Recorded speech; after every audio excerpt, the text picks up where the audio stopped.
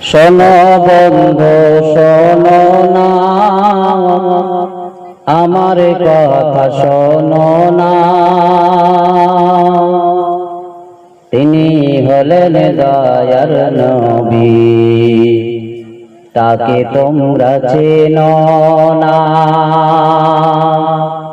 তিনি হলেন দয়ার রাসূল, তাকে তোমরা চেনো না। আমার নবী শেষ বেলায় চরাইতেন যে ছাগল, লোকে তাহা দেখে বলিত জ্ঞানী নয় পাগল।